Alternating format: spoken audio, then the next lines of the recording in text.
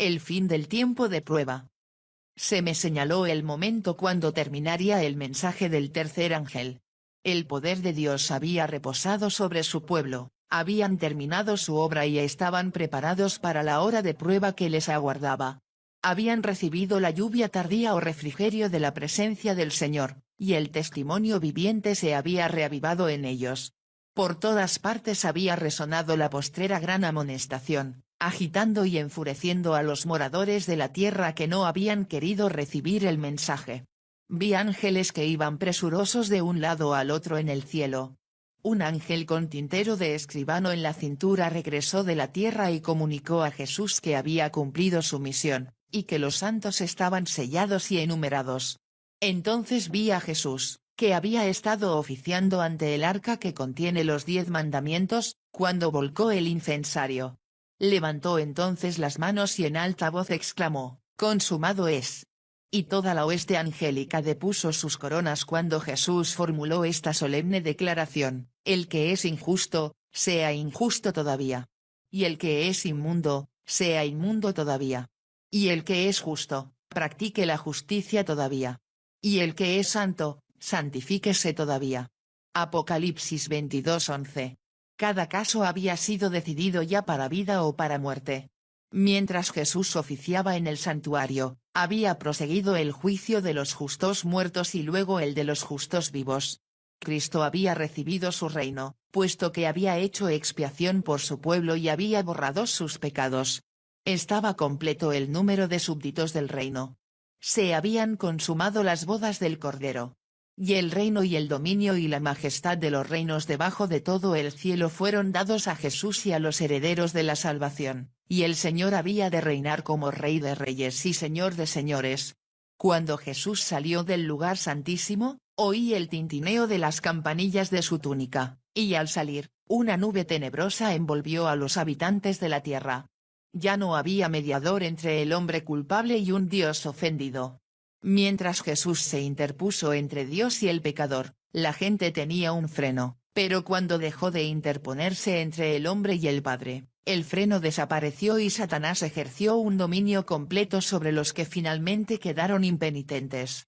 Era imposible que las plagas fueran derramadas mientras Jesús oficiaba en el santuario, pero cuando terminó su obra allí y cesó su intercesión, nada detuvo ya la ira de Dios que descendió furiosamente sobre las desamparadas cabezas de los culpables pecadores, que descuidaron la salvación y aborrecieron las reprensiones. En ese terrible momento, después que terminó la mediación de Jesús, los santos tuvieron que vivir sin intercesor en presencia del Dios Santo. Cada caso ya estaba decidido y cada joya numerada. Jesús se detuvo un momento en la parte exterior del santuario celestial, y los pecados que habían sido confesados mientras estaba en el lugar santísimo fueron depositados sobre Satanás, originador del pecado, que debe sufrir su castigo. Este sufrimiento de Satanás no es, de ningún modo, una expiación vicaria. Tal como se declara en un capítulo anterior, en su condición de sustituto y seguridad del hombre, la iniquidad de éste fue depositada sobre Cristo. Pero después que hayan sido redimidos los que aceptaron el sacrificio de Cristo, ciertamente es justo que Satanás, el originador del pecado, sufra un castigo final. La hermana White lo aclara en otra parte: cuando el servicio de propiciación haya terminado en el santuario celestial, entonces, en presencia de Dios y de los santos ángeles y de la hueste de los salvos, los pecados del pueblo de Dios serán puestos sobre Satanás, se lo declarará culpable de todo el mal que les ha hecho cometer. Entonces vi que Jesús se despojaba de sus vestiduras sacerdotales y se revestía de sus más regias galas. Llevaba en la cabeza muchas coronas, una corona dentro de otra. Rodeado de la hueste angélica, dejó el cielo. Las plagas estaban cayendo sobre los moradores de la tierra. Algunos acusaban a Dios y lo maldecían. Otros acudían presurosos al pueblo de Dios para suplicarle que les enseñara cómo escapar de los juicios divinos. Pero los santos no tenían nada que decirles. La última lágrima había sido derramada en favor de los pecadores, había sido ofrecida la última angustiosa oración, se había soportado la última carga y se había dado el postrer aviso. La dulce voz de la misericordia ya no había de invitarlos. Cuando los santos y el cielo entero se interesaban por su salvación, ellos no se habían interesado en sí mismos. La vida y la muerte estuvieron frente a ellos. Muchos deseaban la vida, pero no se esforzaron por obtenerla. No escogieron la vida, y ya no había sangre expiatoria para purificar a los culpables ni salvador compasivo que abogara por ellos y exclamase, «Dale al pecador un poco de tiempo todavía». Todo el cielo se unió a Jesús cuando oyó estas palabras, «Hecho está. Consumado es». El plan de salvación se había cumplido, pero pocos habían querido aceptarlo. Y cuando se silenció la dulce voz de la misericordia, el miedo y el horror invadieron a los malvados. Con terrible claridad oyeron estas palabras, «Demasiado tarde. Demasiado tarde».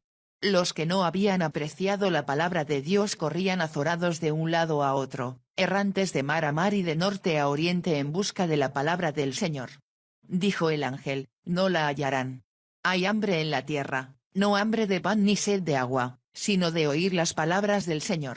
Que no darían por una palabra de aprobación de parte de Dios. Pero no, han de seguir hambrientos y sedientos». Día tras día descuidaron la salvación, estimando más las riquezas y los placeres de la tierra que los tesoros y alicientes del cielo. Rechazaron a Jesús y menospreciaron a sus santos.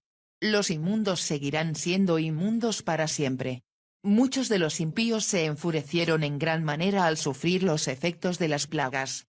Ofrecían el espectáculo de una terrible agonía. Los padres recriminaban amargamente a sus hijos y los hijos a sus padres. Los hermanos a sus hermanas y las hermanas a sus hermanos. Por todas partes se oían estos lamentos y clamores, «Tú me impediste recibir la verdad que me hubiera salvado de este terrible momento». La gente se volvía contra sus ministros con acerbo odio y los reconvenía diciendo, «No nos advirtieron. Nos dijeron que el mundo entero se iba a convertir, y clamaron, paz, paz. Para disipar nuestros temores.